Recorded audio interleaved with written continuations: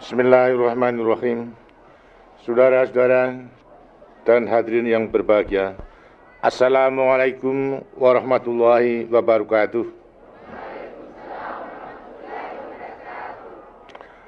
Hari ini kita berkumpul untuk bersama-sama menghadiri acara puncak Pekan Penghijauan Nasional dan sekaligus memperingati Hari Kesetiakawanan Sosial Nasional.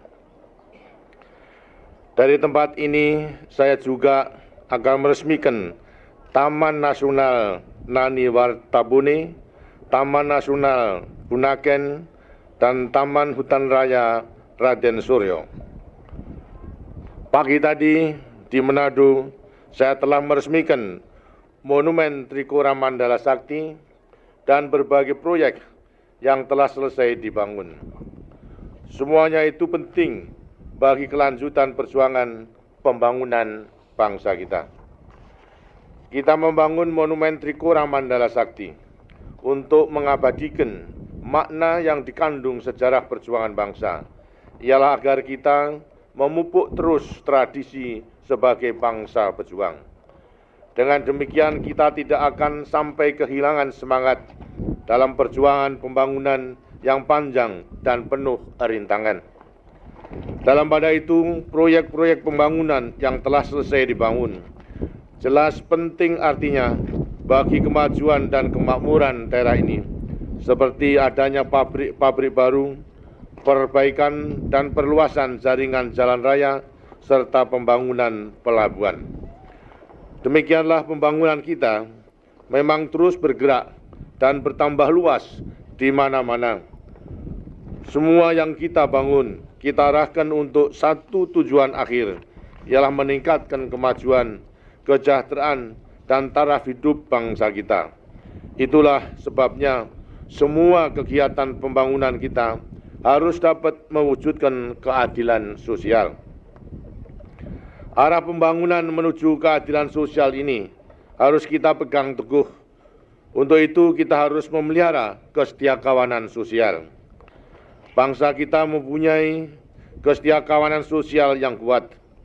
Kita berhasil mengobarkan tradisi perlawanan terhadap kekuasaan penjajah yang akan menguasai tanah air yang telah kita merdekakan dahulu, adalah berkat kuatnya rasa kesetiakawanan sosial itu. Dalam masa pembangunan dewasa ini, rasa kesetiakawanan sosial itu harus tetap kita perkuat. Sebab pembangunan kita mengutamakan kemakmuran masyarakat, bukan kemakmuran orang seorang. Hakikat pembangunan kita adalah pembangunan manusia Indonesia seutuhnya dan pembangunan seluruh masyarakat Indonesia. Tanpa kesetiakawanan sosial nasional yang tinggi, tidak mustahil arah pembangunan kita akan berubah di kemudian hari. Kesetiakawanan sosial ini bukan kita tunjukkan hanya melalui upacara-upacara pada setiap tanggal 20 Desember saja. Kesetiakawanan sosial itu harus terasa dalam semua langkah kita, dalam arah pembangunan kita, dalam kebijakan-kebijakan pemerintah, pendeknya dalam semua lapangan kehidupan masyarakat kita. Saudara-saudara dan hadirin sekalian, acara puncak Pekan Penghijauan kali ini kita selenggarakan di Kabupaten Gorontalo karena di daerah ini terdapat sebuah danau yang sedang mengalami pendangkalan yang disebabkan oleh erosi daerah sekitarnya. Danau yang sedang dalam keadaan kritis tadi adalah Danau Limboto. Dengan merehabilitasi lahan dan melaksanakan konservasi tanah, khususnya di daerah aliran sungainya, kita berusaha agar Danau Limboto dapat lestari sepanjang zaman. Danau Limboto ini terkenal keindahannya, serta menjadi sumber penghidupan petani dan nelayan di daerah ini. Karena itu saya yakin bahwa masyarakat daerah ini mau bekerja sama dan memberikan dukungan sepenuhnya untuk menyelamatkan Danau Limboto ini. Usaha-usaha penyelamatan lingkungan alam ini kita lakukan di mana-mana di semua daerah. Dengan jalan itu kita melestarikan sumber daya alam yang kita miliki. Hadirin sekalian, salah satu sumber daya alam kita yang sangat penting adalah hutan. Kita menyadari bahwa selain merupakan potensi pembangunan, hutan-hutan kita yang luas itu juga sangat penting bagi kehidupan umat manusia. Hutan-hutan tropis kita yang lebat ini merupakan paru-paru kehidupan dunia. Menyadari akan tanggung jawab kita terhadap masa depan generasi-generasi yang akan datang, dan demi tanggung jawab kita terhadap keselamatan umat manusia itulah, maka dengan hati-hati kita jaga kelestarian hutan-hutan kita itu. Berkat hutan yang kita miliki dan majunya pembangunan yang kita laksanakan, dewasa ini industri kehutanan kita berhasil maju dengan pesat. Tidak sedikit divisa yang sangat diperlukan bagi pembangunan kita peroleh dari hasil industri kehutanan. Namun keadaan yang demikian tadi tidak akan dapat berlangsung lama jika kita tidak mau menanami kembali hutan-hutan yang telah kita tebang dan memeliharanya. Untuk menjaga kelestarian hutan dan menjaga agar industri kehutanan kita terjamin bahan bakunya, maka tidak ada jalan lain bagi kita kecuali harus mengelola hutan-hutan yang telah ditebang menjadi sumber daya hutan yang lebih baik. Jika kita ingin menikmati hasil tanah secara lestari, maka kita harus pandai bertanam setelah melakukan panenan. Hal ini juga berlaku di bidang kehutanan. Dalam kesempatan yang baik ini, secara khusus saya ingin menghimbau semua pihak yang berkecimpung di bidang pengusahaan hutan, di bidang industri, pertambangan, dan lain-lainnya yang terkait langsung dengan pengelolaan sumber daya alam agar meningkatkan kepeduliannya terhadap upaya pelestarian lingkungan hidup.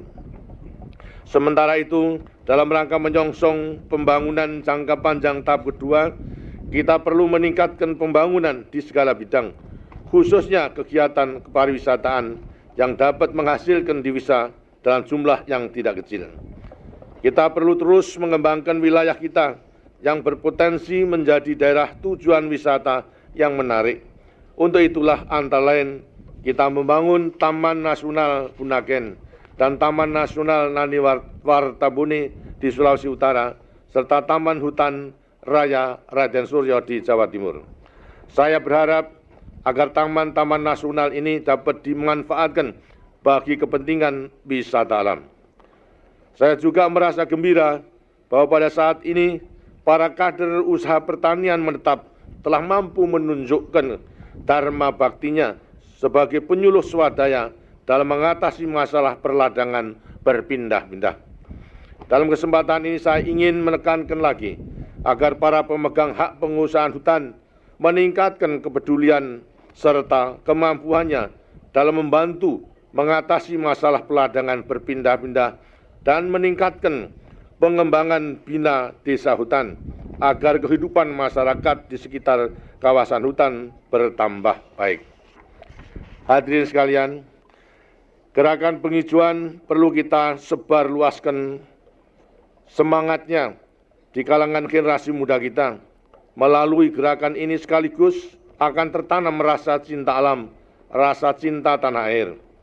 Selanjutnya akan bangkit ketulusan untuk menanam dan memelihara pohon-pohonan. Banyak pelajaran-pelajaran lain yang dapat kita petik dari lingkungan hidup alam kita ini. Bagi masyarakat pedesaan, selain untuk melestarikan lingkungan kehidupan, gerakan penghijauan jelas bermanfaat bagi upaya meningkatkan kesejahteraan.